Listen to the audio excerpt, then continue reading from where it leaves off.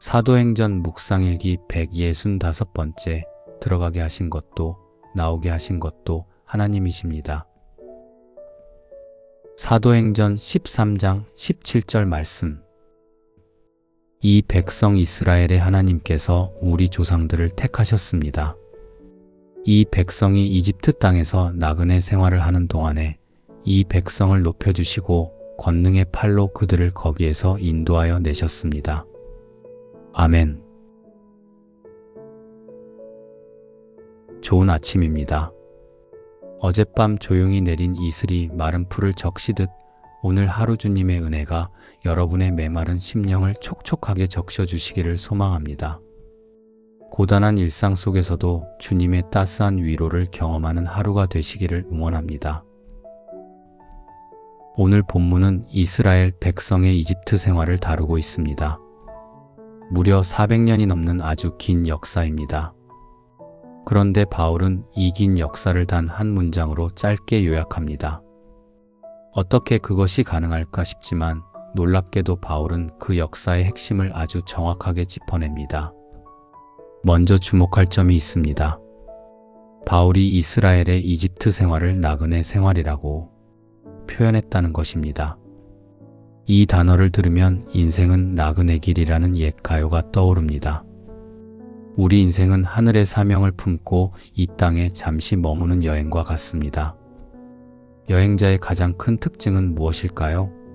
바로 돌아갈 집이 있다는 사실입니다.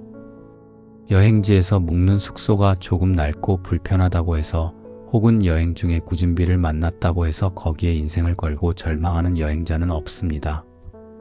어차피 잠시 머물다 떠날 곳임을 알기에 가볍게 웃어넘길 수 있는 여유가 있습니다.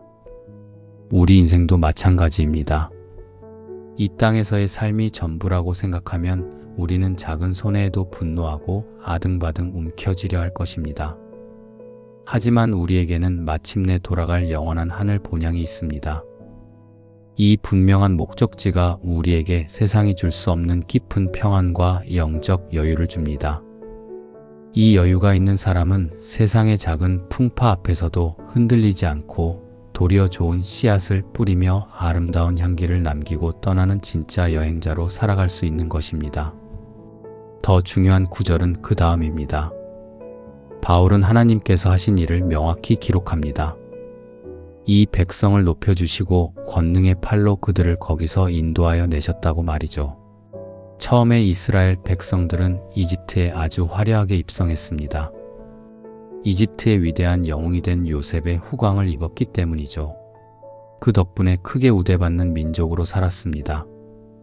그러나 세상의 영광은 참으로 쉽게 사라집니다. 달면 삼키고 쓰면 뱉는 것이 내혹한 세상의 이치입니다.